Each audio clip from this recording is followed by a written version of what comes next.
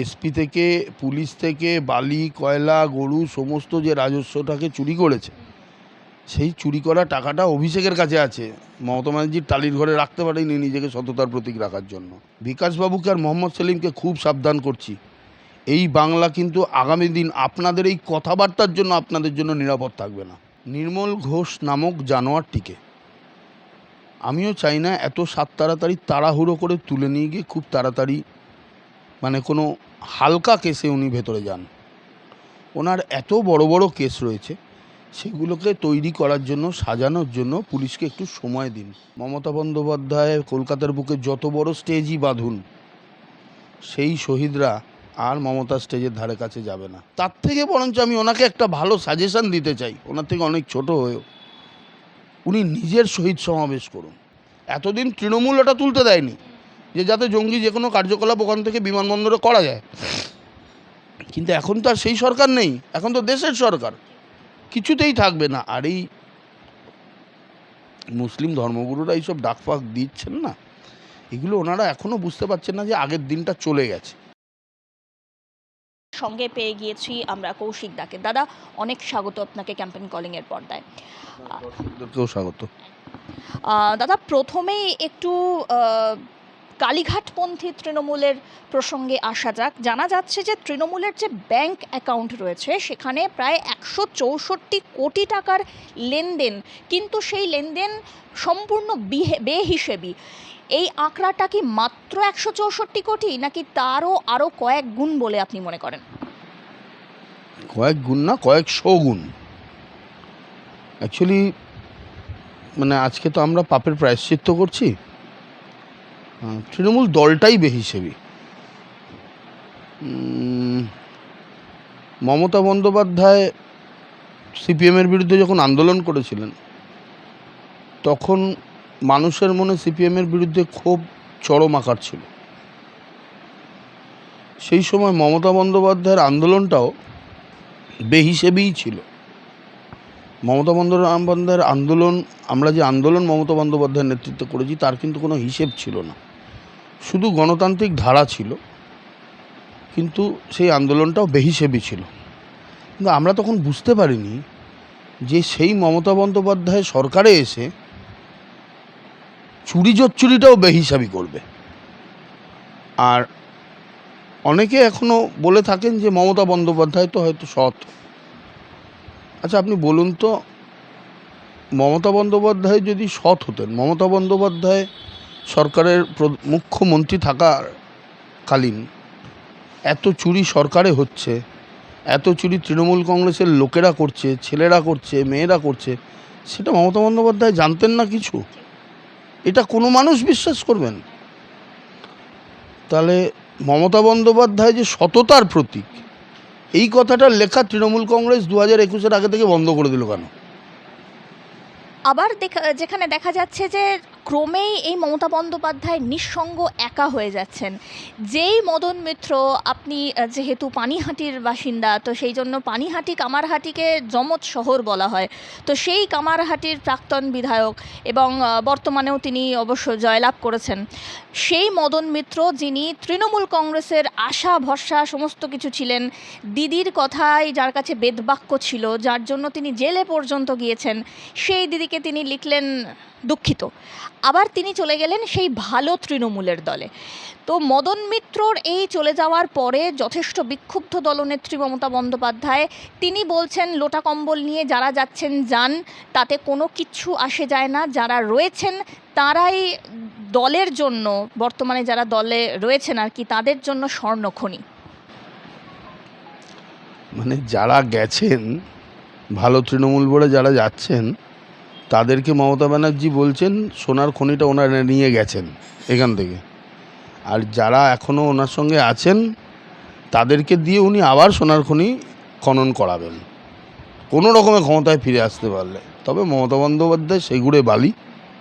মমতা বন্দ্যোপাধ্যায়ের যা শারীরিক অবস্থা আর মানসিক অবস্থা, আমরা বুঝি যে একটা মানুষ দীর্ঘদিন ক্ষমতায় থাকার পর যদি সে ক্ষমতাচ্যুত হয়, মানে আজ অবধি মমতা ব্যানার্জির বাড়িতে লোক ছিল, এই এমএলএ এমপি যারা এখন হয়ে রয়েছে, তারা মমতা ব্যানার্জির বাড়ির আশপাশে ঘুরঘুর করতো কখন একবার দিদিমণির দেখা পাওয়া যাবে বা দিদিমণি একবার কখন তাদের দেখবে। আর সেই লোকগুলো এখন তার বাড়িতে না গিয়ে উল্টো শিবিরে গিয়ে দিদিমণির দিকে চোখ রাঙাচ্ছে উল্টো দিক থেকে।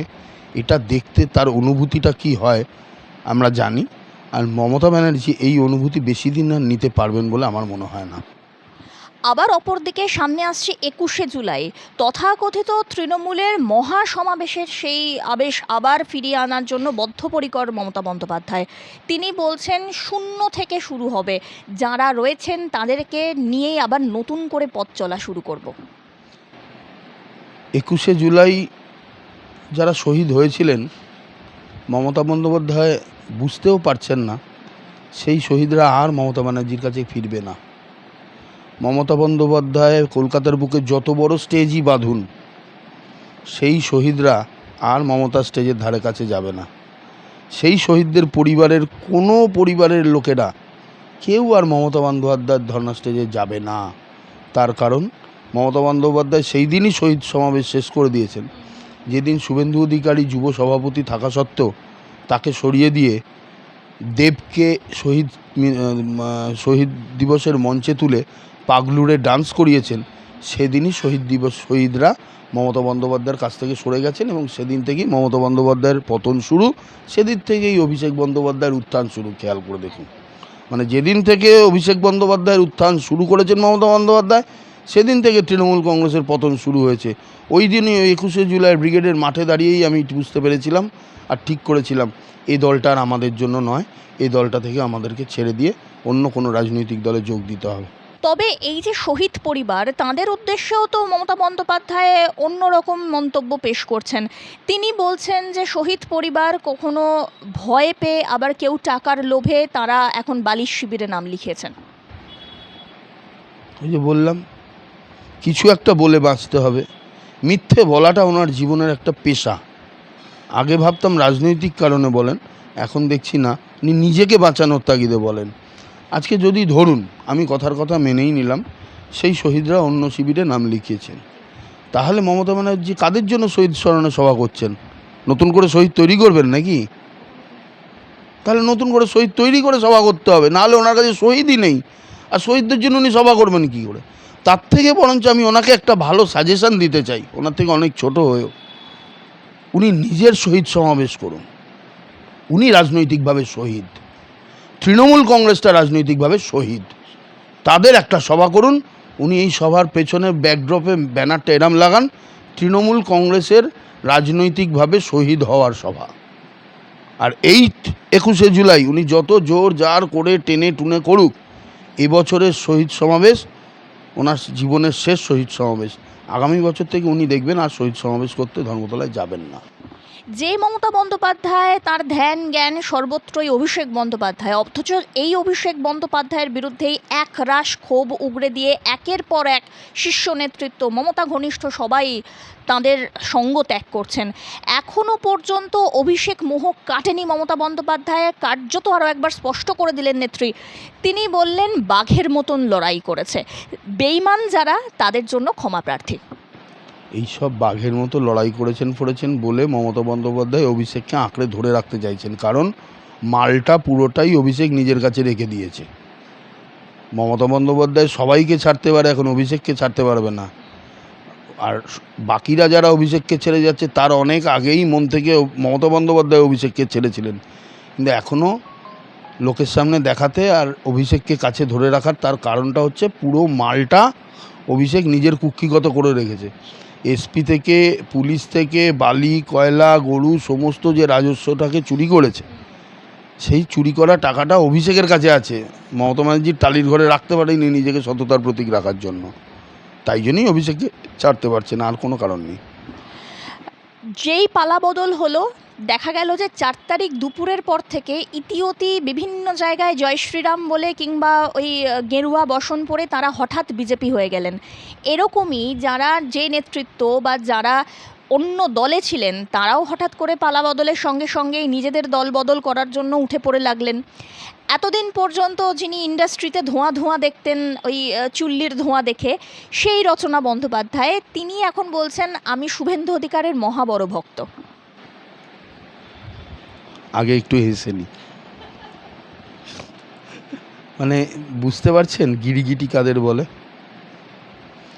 আমি সেই সময় একটা ইন্টারভিউতে বলেছিলাম এই রচনা বন্দ্যোপাধ্যায়ের হচ্ছে গিরগিটির জাত। মানে এর সম্পর্কে কি বলবো, রাজনৈতিক ব্যক্তিত্বও নয়, এদের সম্পর্কে বলার কোনো মানে নেই।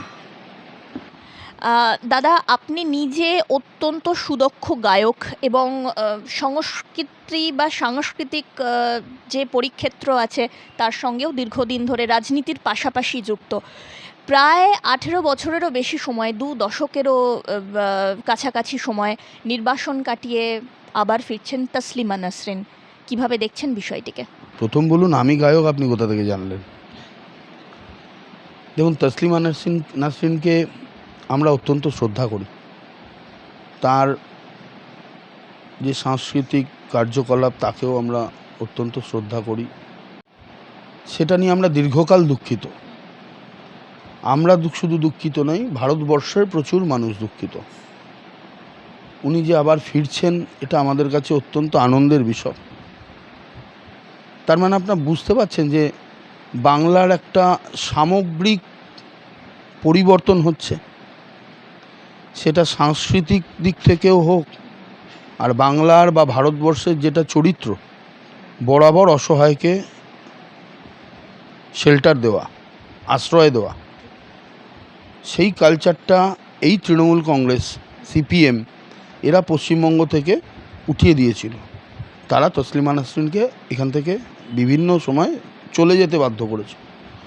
সেই তসলিমা নাসরিন আবার ভারতীয় জনতা পার্টির নেতৃত্বে, শুভেন্দু অধিকারীর নেতৃত্বে বাংলায় যে সরকার প্রতিষ্ঠিত হয়েছে সেই সরকারে আমলে ফিরে আসছেন। মানে বাংলার এবং ভারতবর্ষের সামগ্রিক পরিবর্তন হচ্ছে, এটাই আমি বোঝাতে চাইছি।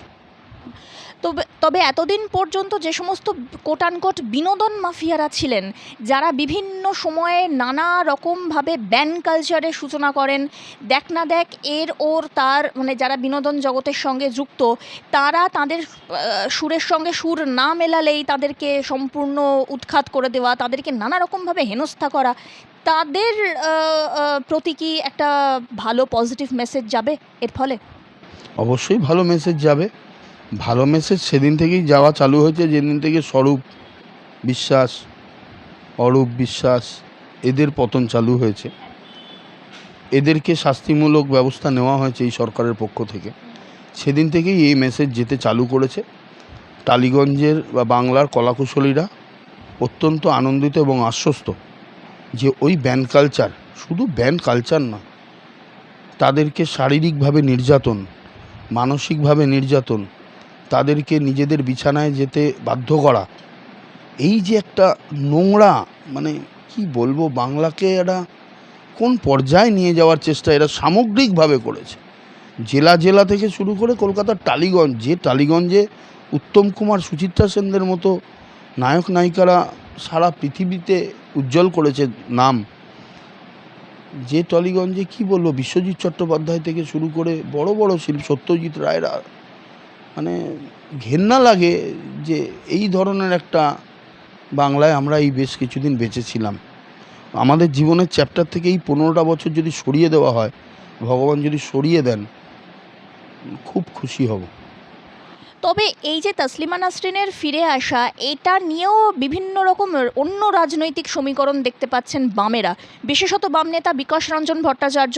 তিনি সরাসরি দাবি করে বসলেন বিজেপি এবং আরএসএসের পক্ষে কথা বলার জন্যই তসলিমাকে পুরস্কার স্বরূপ আবার দেশে ফিরিয়ে আনা হচ্ছে।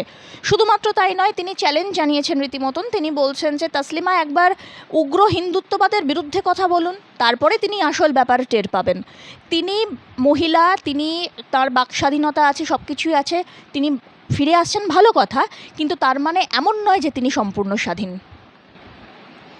দেখুন, এই লোকটাকে নিয়ে, এই ধরুন বিকাশবাবু, মোহাম্মদ সেলিম, এদেরকে নিয়ে না, মানে যত কম কথা হয় তত ভালো।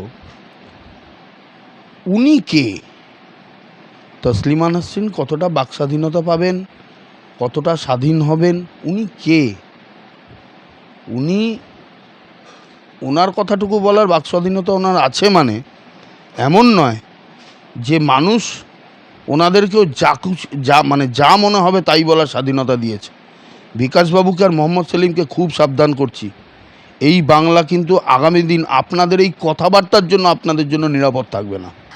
এদিকে দেখা যাচ্ছে যে বিমানবন্দর, যেই বিমানবন্দরের রানওয়ের একটি নির্দিষ্ট পরিক্ষেত্রের মধ্যে উপাসনালয় অর্থাৎ মসজিদ থাকা নিয়ে দীর্ঘদিন ধরে নানা বিতর্ক হয়েছে। দীর্ঘদিন ধরে এটিসি থেকে শুরু করে যারা বিমানবন্দর কর্তৃপক্ষ রয়েছেন তারা প্রত্যেকে প্রতিবাদ জানিয়েছেন এবং যাত্রী নিরাপত্তার কথা মাথায় রেখে, বড় বিমানের ওঠানামার সুবিধা অসুবিধার কথা মাথায় রেখে বারবার প্রতিবাদ এসছে। পালাবদলের পর দেখা গেল প্রশাসনিক তৎপরতায় সেই মসজিদকে সরিয়ে নিয়ে যাওয়ার একটা সুষ্ঠু পরিকল্পনা নেওয়া হলো। এরপরে সিদ্দিকুল্লাহ চৌধুরী তিনি বললেন যে 1 কোটি যারা মুসলিম ভাই বোন আছেন তাদেরকে সবাইকে নিয়ে গিয়ে ওখানে নামাজ পাঠ হবে, প্রতিবাদ হবে ইত্যাদি। তবে দেখা গেল 1 কোটি তো অনেক দূর অন্ত, 1000-এরও ব্যক্তির সমাগম হলো না তার সেই কর্মসূচিতে, এবং তারপর হঠাৎ করে তার এই ভাষা বা গলার টোন বদলে গেল। বাক কি তাহলে বেড়াল হয়ে গেলেন? দেখুন, প্রথম থেকেই শুভেন্দু অধিকারী দীর্ঘদিন ধরেই এটার বিরোধিতা করেছিলেন। তার প্রধান কারণটা ছিল পৃথিবীতে যত নাশকতামূলক কাজ হয়, যত জঙ্গি কার্যকলাপ হয়, তার 99% মুসলিমদের দ্বারা সংগঠিত হয়। তার মানে আমি কখনোই বলছি না সমস্ত মুসলিম জঙ্গি।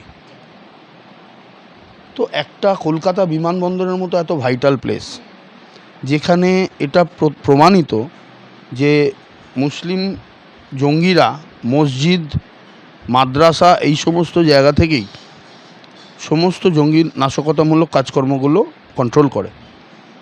সেই অবস্থায় দাঁড়িয়ে তৃণমূল সরকার মুসলিমদের সরকার ছিল, তারা ওদেরকে ওই জিনিসটায় প্রশ্রয় দিয়েছে, ঠিক আছে, কিন্তু মানুষের সরকার প্রতিষ্ঠিত হওয়ার পর তারপরে কলকাতা বিমানবন্দরের মতো এমন একটা জায়গায় ওইরকম নাশকতা তৈরি করার একটা চান্স কি করে পশ্চিমবঙ্গ সরকার নেবে বা ভারত সরকার নেবে? এতদিন তৃণমূল এটা তুলতে দেয়নি যে যাতে জঙ্গি যে কোনো কার্যকলাপ ওখান থেকে বিমানবন্দরে করা যায়, কিন্তু এখন তো আর সেই সরকার নেই, এখন তো দেশের সরকার, কিছুতেই থাকবে না। আর এই মুসলিম ধর্মগুরুরা এইসব ডাকফাক দিচ্ছেন না, এগুলো ওনারা এখনও বুঝতে পারছেন না যে আগের দিনটা চলে গেছে, ওনাদের পায়ের তলায় যে আর মাটি নেই বুঝতে পারছে না। মুসলিম যারা জঙ্গিও আছে, মুসলিম যারা নাশকতামূলক কাজকর্মের সঙ্গে জড়িত, তারা ভারতবর্ষের মিলিটারিকে জমের থেকেও বেশি ভয় পায়। যখন বুঝে গেছে কন্ট্রোল গভর্নমেন্ট নিয়ে নিয়েছে, 1000 লোকে এখনও এসছে, এর পরের দিন ডাকলে 200 লোক পাবে না। তবে এখানেই সবথেকে বড় প্রশ্ন সেটি হচ্ছে যে বিমানবন্দরের রানওয়ে, যেটি অত্যন্ত সংরক্ষিত একটি স্থান, সেইখানে গিয়ে এরকম নির্দ্বিধায় নামাজ পাঠ করা বা এরকম বিষয়ে সুরক্ষা নিয়ে যেখানে এত বড় প্রশ্ন, সেখানে তো কোনো রকম বাধা আসারই কথা নয়। তাহলে কোথাও না কোথাও কি ধর্মাচরণ এতটাই বড় যে সেটা যাত্রীর হাজার হাজার যাত্রী বা প্রত্যেক বছরে প্রায় কয়েক লাখ যাত্রীর যারা বিমানে ওঠানামা করেন সেখানে, তাদের সুরক্ষা তাদের প্রাণের থেকেও বড় বা গুরুত্বপূর্ণ? একেবারেই হতে পারে না, একেবারেই হতে পারে না। সেই কারণেই এই মসজিদটাকে অবিলম্বে তুলে দেওয়া উচিত। আমি বলছি ওখানে কোনো মন্দির থাকলেও তুলে দেওয়া উচিত। মন্দির, মসজিদ, গির্জা, ধর্ম কোনো স্থান মেনে হয় না। দেখুন, আমি কোনো দিন কোনো মন্দিরে গিয়েই বিরাট দীর্ঘ প্রণাম করে আমি ভগবানকে কোনো দিন ডাকি না। আমি কিন্তু নাস্তিক নই, আমি ভগবানকে অত্যন্ত শ্রদ্ধা করি, মানি। আমি যে কোনো একটা জায়গায় দাঁড়িয়ে ভগবানের নাম নিয়ে চুপ করে নিজে এক কোনায় দাঁড়িয়ে প্রণাম করি। আমি মনে করি না যে ভগবানকে ওই মসজিদে গিয়েই হা আল্লাহ করলেই একমাত্র আল্লাহকে ডাকা হবে। আল্লাহকে ডাকতে হলে যে কোনো একটা বাড়ির ঘরের কোনায় বসেও নামাজ পড়লে ধর্ম নেভানো যায়। বহু মুসলিমরা তা করেন। রাস্তায় বেরিয়ে বিটি রোড বন্ধ করে, এয়ারপোর্ট বন্ধ করেই নামাজ পড়লে তবেই নামাজ হবে, এটা কোনো মান নেই। দাদা, শেষ প্রশ্ন। পানিহাটিতে নির্মল ঘোষের ছেলে তিনি জেলে, তবে নির্মল ঘোষের এবারে টিকিট কখন কাটা হবে সেটা নিয়ে কিন্তু পানিহাটির রীতিমতো তোলপাড়, কি বলতে চান? আমি পানিহাটির মানুষকে আশ্বস্ত করতে চাই, এত তাড়াহুড়ো করবেন না। নির্মল ঘোষ নামক জানোয়ারটিকে আমিও চাই না এত তাড়াতাড়ি তাড়াহুড়ো করে তুলে নিয়ে গিয়ে খুব তাড়াতাড়ি মানে কোনো হালকা কেসে উনি ভেতরে যান। ওনার এত বড় বড় কেস রয়েছে, সেগুলোকে তৈরি করার জন্য, সাজানোর জন্য পুলিশকে একটু সময় দিন। সাজানোর মানে আমি মিথ্যে কেস সাজানোর কথা বলছি না। ওনার বিরুদ্ধে যে সমস্ত প্রমাণগুলো আছে, সেই প্রমাণগুলোকে পুলিশকে সময় দিন একটু একসঙ্গে করার। তবে ওনাকে লম্বা এবং ওনার যা যা মামলা আছে, অনুপম দত্ত হত্যার কেস হবে ওনার নামে, আরও বেশ কিছু হত্যার কেস আছে, মানুষকে ভয় দেখিয়ে টাকা তোলার কেস আছে, লটারি ফটারি তো বেরিয়েই গেছে। অভয়ার দেহটা তো আমি ওটা ছেড়ে রেখে বলছি, ওটা তো ওনার প্রিন্সিপাল সাজা হবে। তো ওনাকে এত তাড়াতাড়ি ঢুকিয়ে দিয়ে আনন্দ পাওয়ার জন্য পানিহাটির মানুষকে অনুরোধ করব, চেষ্টা করবেন না। ওনাকে ঢোকার আগে এই পালিয়ে পালিয়ে বেড়াতে দিন। উনি কত মানুষকে ঘর ছাড়া করে এরকম পালিয়ে পালিয়ে থাকতে বাধ্য করেছেন, আমাদেরকেও করেছেন। আমি তাই মানুষকে অনুরোধ করছি যে একটু অপেক্ষা করুন। এই যে উনি জেলে ঢুকে গেলে কিন্তু উনি বেঁচে গেলেন। এই যে জেলে ঢুকবো যে কোনো সময় অ্যারেস্ট হবো বলে উনি বাইরে বাইরে পালিয়ে পালিয়ে ঘুরে ঘুরে বেড়াচ্ছেন, কোথাও পুলিশের গাড়ি দেখলে কোথাও লুকিয়ে পড়ছেন। এই জিনিসটাকে এনজয় করুন, উপভোগ করুন। ফাঁসি ওনাকে দিয়ে দিলে উনি শেষ, বেঁচে গেলেন। ওনাকে বাঁচতে দেওয়া যাবে না। ওনাকে প্রতিটা মুহূর্তে পদে পদে যত মানুষকে কষ্ট দিয়েছে, যত মহিলাদের গায়ে হাত দিয়ে শ্লীলতাহানি করেছে, সমস্ত ওই মহিলাদের রাগের প্রতিফলন হিসেবে ওকে প্রতি পদে পদে কষ্ট পেয়ে পেয়ে ঘুরে ঘুরে আগে অনেক দিন কাটাতে দিন। তারপর অবশেষে উনি জেলে যাবেন। আর আমি ভবিষ্যৎবাণী করে দিচ্ছি, এই জেলেই ওনার মৃত্যু হবে, জেলে ঢুকেই ওনার মৃত্যু হবে। তাই কিছুদিন অপেক্ষা করুন। ওনাকে এরম আগে পালিয়ে পালিয়ে ঘুরতে দিন। অনেক ভোগ করেছেন, এবার একটু পালিয়ে ঘুরে বেড়ান।